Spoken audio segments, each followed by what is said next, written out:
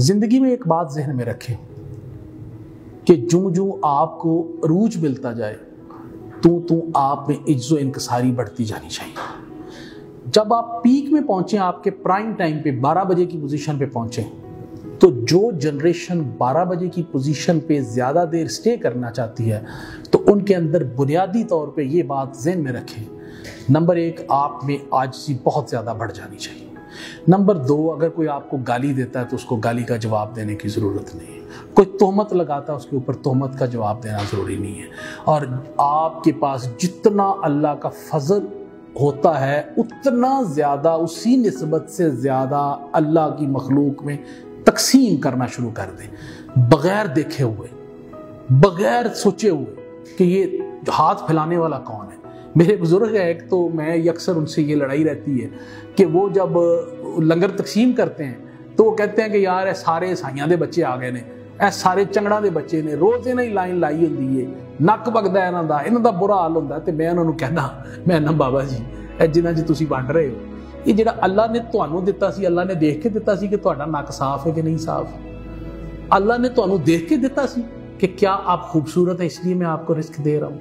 अल्लाह ने आपको ये देख के दिया था कि आप बहुत हसीन, आपको इसलिए दे रहा हूँ। अल्लाह ने देख के दिया था कि आप बड़े पारसा हैं इसलिए आपको दे रहा हूँ। अल्लाह ने ये देख के दिया था कि आपका ख़ानदान बहुत बड़ा है इसलिए आपको दे रहा हूँ। अल्लाह ने ये प्लान करके दिया था कि आप बहुत अमीर हैं इसलिए मैं आपको दे रहा हूँ। जब अल्लाह ने आपको देते हुए कुछ नहीं सोचा था और बग़ैर किसी, अल्लाह ताला ने उसके जो है ना हमारी औकात देखे बगैर अल्लाह ताला ने आपको दे दिया, तो अल्लाह ताला आपसे ये तवक्को करता है कि आप भी मेरा दिया हुआ रिस्क बगैर देखे हुए आप बांटते जाएं हकदारों में। ये मत देखें कि मांगने के आगे हाथ फैलाने वाला हिंदू है, सिख है, ईसाई है, कौन है, वो अल्लाह की मखलूक है। ये मत देखें कि वो साफ है, नहाया हुआ है, कपड़े पहने हुए कि नहीं पहने हुए, वो नंगा है, जूते पहने हुए कि नहीं पहने हुए।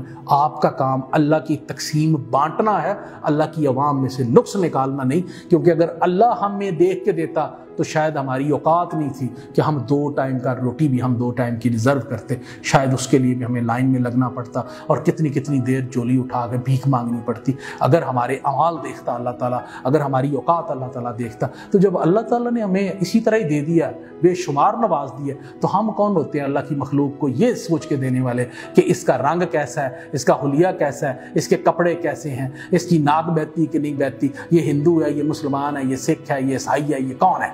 तो फिर हमारा काम है कि हम अल्लाह के दिए हुआ आंखें बंद करके बांटें और अपने पास सिर्फ उतना रखें जितना बेर मिनिमम ज़रूरत है। उसके अलावा असूल तो फ़कीरी का ये है कि सारा ही तकसीम करके सोएं, लेकिन हम दुनियादार हैं, इतनी हिम्मत हमारे अंदर नहीं है। लेकिन जितना मैक्सिमम दे सकते हैं वो बिला सोचे समझे दें और बिला जो है ना वो इस चीज़ के दें कि आगे लेने वाला कौन है। आपका काम बांट रहे हैं, अल्लाह का दिया हुआ रिस्क बांटें। और अगर आप 12 बजे के टाइम पे पीक के ऊपर, अपने अरूज के ऊपर आप बांटते रहेंगे तो उतनी देर आपका 12 बजे का टाइम वहां स्टिल हो जाएगा, वहां स्टैंड कर जाएगा, आपका डिक्लाइन नहीं हो जाएगा।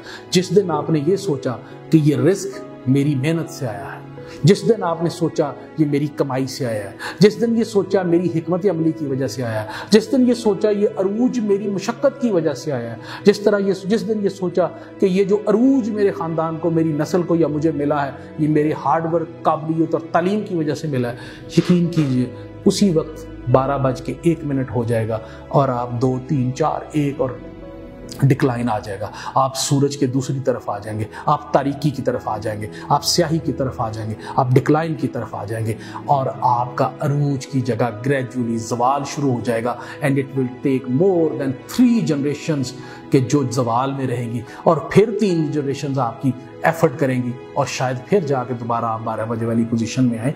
तो अगर आप अपने अरूज के ऊपर 12 बजे वाली पोजीशन पे रहना चाहते हैं तो इज्जो इनकसारी रखें और अल्लाह का दिया हुआ अल्लाह के बंदों में बग़ैर तफरीक के और बग़ैर सोचे समझे खुल के बांटें और बांट के खुश हों। अल्लाह ताला आपके रिस्क में इजाफा करेगा और अल्लाह ताला आपके इस अरूज को कायम रखेगा इंशाअल्लाह। आमीन।